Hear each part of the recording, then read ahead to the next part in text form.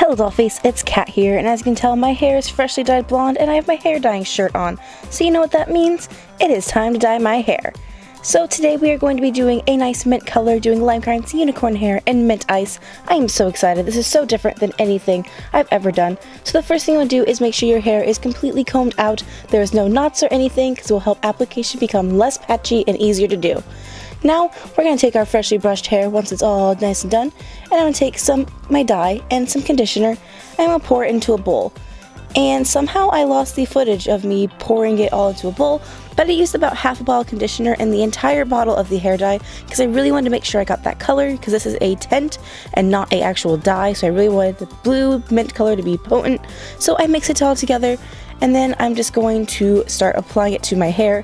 You should really use gloves, but I realized I did not have any. So I'm just using my hands to apply it, and I'm going in with each strand, and I'm really making sure to coat everything in the dye. You want to make sure all your hair is completely drenched and there's no dry patches or anything, because you want your hair to be completely nice and even, because you don't want patchy hair or some hair to be blonde, some to be green. You really want a full-on mint hair. Now, I know there are some pink patches still in my hair. I couldn't get them out. I'm not going to bleach them. I'm not dealing with that. So I was like, you know what? Green neutralizes pink anyway. So let's see what happens. And it didn't come out that bad. I'm not mad. It's just kind of like a neutral color. It blends in. It's fine. But I'm really saturating that with extra green just to kind of make up for the fact that it is pink. But you don't have to worry about that if you don't have any pink patches in your hair. Don't worry about that at all.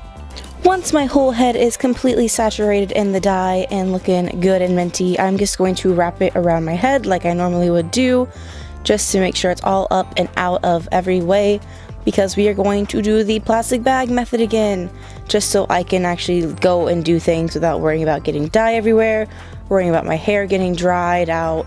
This just helps the dye sit nicely, and then I just let it sit there, and then I'm going to rinse it out, and we'll see the end result in a couple seconds. There. And this is the final result. I left it in my hair for about 4 to 5 hours, I believe. I just kind of took a nap with it on. I do it a little bit longer than normal because it is a tint and not a dye, so I really want to make sure the color was as vibrant as it could be, but I really 10/10 recommend the lime crime unicorn hair and mint ice because it is so pretty and my hair feels like a garden. I love it. I was a little nervous because it came out greener than I thought it was going to be. I was going for like the more mintier blue color, but I'm honestly obsessed with it.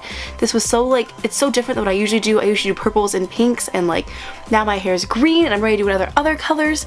So let me know down below in the comments what color you would like to see me do next, because I have a lot of hair dye that I have bought that I need to use. So let me know, and if you like this color, please give this video a thumbs up and subscribe to my channel because that'd be really rad of you guys.